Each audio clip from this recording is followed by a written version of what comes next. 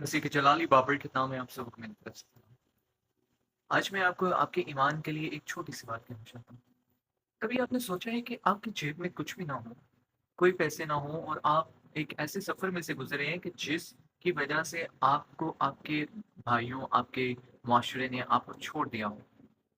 آج کل social media پر میں ہر کسی کے منہ سے سنتا ہوں کہ پیسہ مرد ہے، یعنی کہ جو پیسے کی ویلیو ہے وہ تب ہوگی جب انسان کے پاس ہوگا اور وہ پھر مرد کہلائے گا۔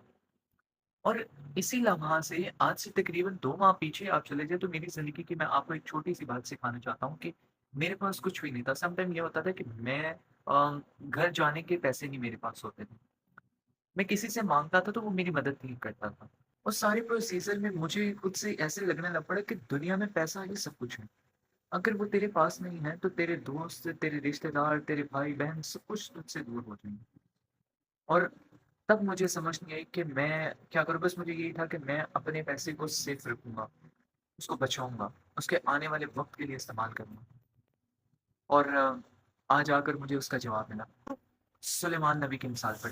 وہاں پر اگر آپ 19ویں باب کی 4تھی آیت میں دیکھیں تو وہاں پر لکھا ہے کہ دولت بہت سے دوست پیدا کرتی ہے، لیکن غریب اپنے دوست سے بھی الگ ہو جاتا ہے۔ یعنی کہ اگر آپ کے پاس دولت ہے تو آپ کے بہت سارے دوست ہوں گے، اور اگر آپ کے پاس نہیں ہوں گے پیسے تو آپ کے دوست بھی آپ کو چھوڑ دیں گے۔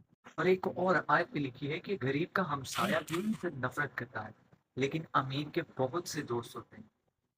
آج میں آپ سے کہنا چاہتا ہوں کہ آپ یاد رکھیے کہ آپ کے پاس کچھ بھی نہیں ہے، آپ کے پاس کوئی بھی نہیں ہوگا۔ اگر آپ کے پاس ہے تو آپ کے لوگ عزت کریں گے، آپ کو اچھا سمجھیں گے۔ اور جب سم ٹائم نہیں ہوتے تو ہم خود کو برا سمجھتے ہیں۔ بس کہ میں ایک مثال آپ کو دینا چاہتا ہوں۔ آپ نا واس کی کتاب میں جب جائیں تو وہاں پر آپ 9ویں باب کو پڑھیں، اور اس کی 14ویں آیت سے 16ویں آیت میں ایک نوجوان شخص تھا، عقل مند تھا، وہ اس کے پاس وزڈم تھی، حکمت تھی۔ وہ علاقہ بہت چھوٹا تھا اور وہاں پر بادشاہ نے قبضہ کر لیا۔ اب اس نے کیا کیا، نوجوان شخص نے اپنی عقل مندی سے وہاں کے لوگوں کو چھڑایا، اور لوگوں نے کیا کیا، اس کے اس کام سے انہوں نے اس کی حکمت سے جو اس نے بادشاہ سے لوگوں کو چھڑایا اسے بھول گئے۔ اس نے جو کچھ ان کے لیے کیا وہ سب کچھ ان کو پتہ ہی نہیں تھا کہ ہمارے لیے اتنی اتنی ہیلپ کی، وہ اس کو انجان بن گئے، اس کو جانتے ہی نہیں تھے۔